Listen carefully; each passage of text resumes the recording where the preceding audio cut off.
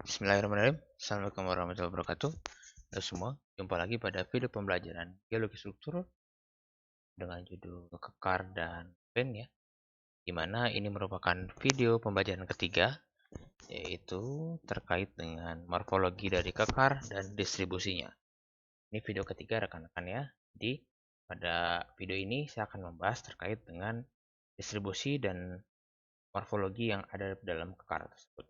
Nah, teman-teman semua, ini adalah satu distribusi kekar, jadi kekar biasanya tersebar kurang lebih merata pada area yang luas dan biasanya memiliki arah yang tidak sama dengan sesar begitu ya.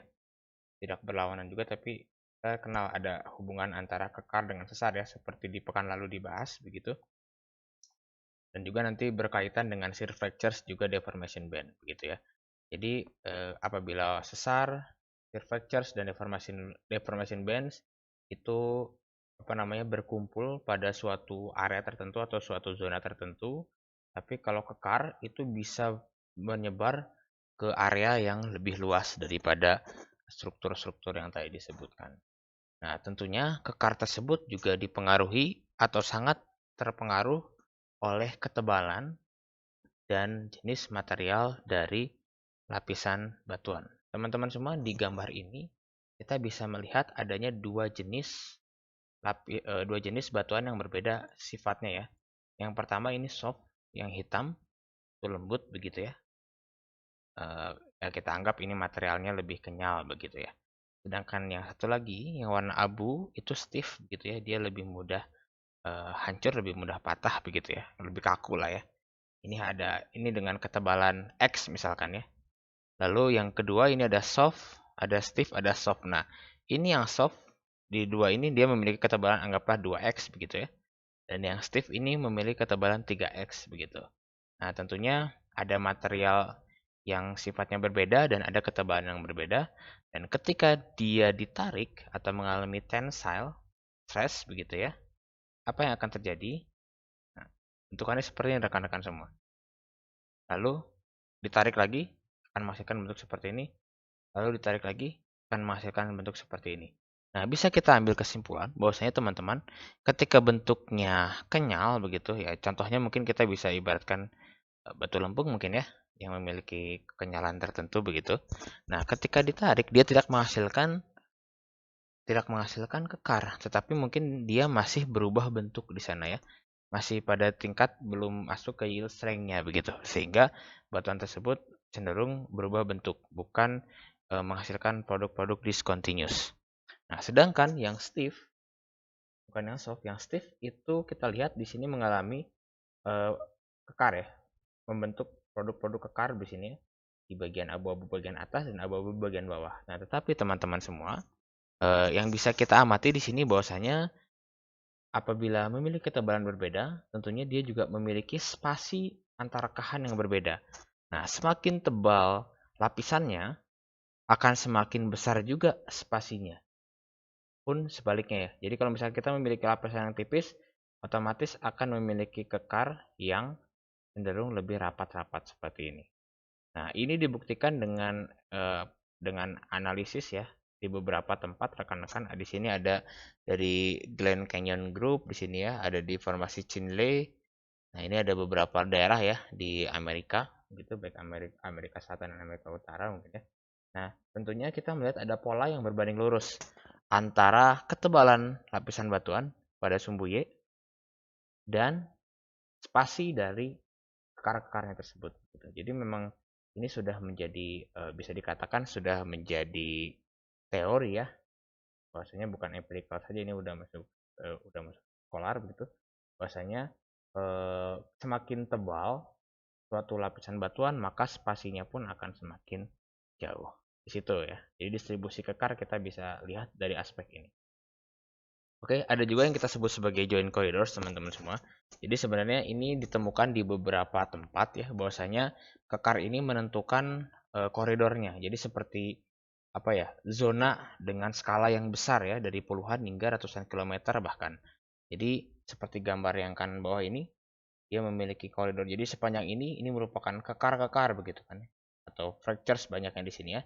Dan juga dicirikan dengan satu orientasi yang dominan begitu. Walaupun nanti di situ ada beberapa orientasi yang berbeda, tetapi tetap memiliki satu arah dominan begitu. Nah, ini ada di contohnya di Brazil begitu ya teman-teman ya. Oke baik. Nah, lalu kita lanjut ke morfologi dari kekar. Nah, ini sebenarnya teman-teman nanti silakan dibaca lagi saja pengertian-pengertiannya. Jadi saya sudah cantumkan juga dalam slide ya teman-teman semua. Nah, ketika kita berbicara morfologi, tentunya kita berbicara indikasi bahwa kalau kita lihat morfologinya ini teman-teman semua, jadi ini mengindikasikan bahwasanya rekahan itu bergerak dengan sangat cepat begitu kan ya. Kekar yang lebih mudah hampir selalu berhenti pada join yang tua seperti tadi ya di join sequence begitu. Yang punya tadi dikenal dengan istilah battling relation begitu kan ya. Nah, battling relation ini merupakan kondisi di mana kekar yang lebih tua berlaku sebagai permukaan bebas tanpa shear stress. Ini berhubungan dengan poin ke yang terakhir ya, yang D pada slide join sequence yang lalu. Nah, teman-teman semua di sini kita lihat ada kekar.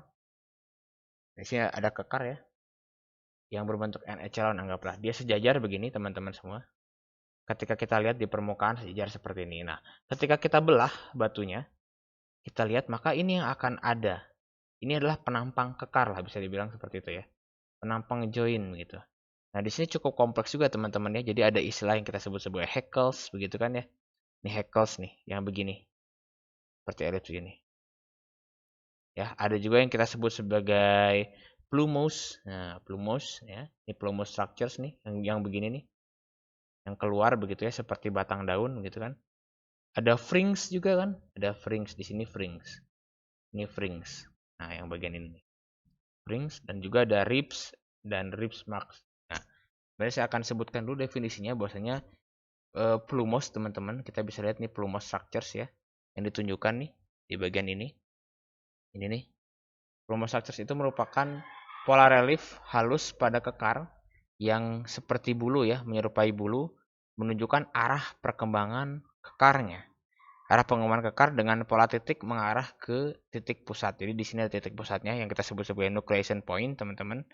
Nah, umumnya ditemukan pada kekar di batuan yang berbutir halus. Nah, kita bisa ketahui teman-teman bahwasanya si plumose ini yang ini ya, teman-teman ya. Yang di dalam sini nih. Ini pola perkembangan si kekarnya begitu ya. Oke, jadi kita bisa lihat di sinilah. Nah, ini seperti batang daun begitu ya. Bisa dikatakan seperti itulah. Oke. Nah, lalu sedangkan hackles, teman-teman semua, hackles itu sebenarnya pola lengkung plumosnya itu sendiri yang didefinisikan dengan relief yang halus. Nah, dengan relief yang halus pada rekahan-rekahan yang mengalami ekstensi atau pemanjangan. Memancar dari titik nukleasi, rekahannya bisa menjadi kipas seperti kipas ya. Kipas menjauh sumbu lengkungnya tadi ya. Identik dengan menyerupai struktur plumose tadi teman-teman semua. Jadi ada hackles, ada plumose begitu. Nah, oke, baik.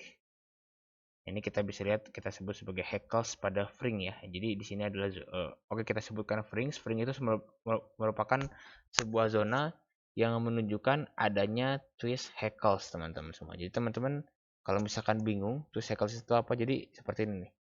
Garis yang di sini. Ini hackles, twist hackles ya. Ini hackles. Jadi sebenarnya yang garis yang tadi saya tunjukkan ini adalah plumose hackles teman-teman ya.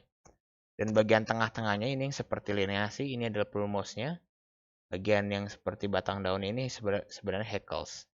Dan di ujung-ujungnya kita sebut sebagai twist hackles. Nah, di situ adalah zona frings. Nah, ini cukup rumit teman-teman ya.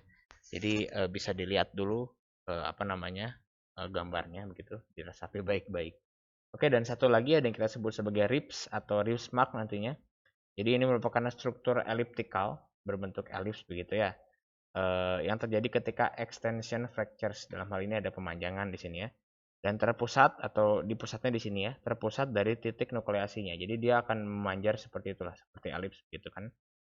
Nah, tentunya orientasinya ini biasanya berlawanan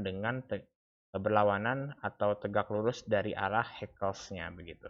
Nah, ini teman-teman yang gambarnya warna ungu ini kita sebut sebagai ribs. Oke, definisinya ada di sini teman-teman, silakan nanti dibaca lagi, nanti akan ada juga di slide. Oke, ini merupakan contoh dari morfologi.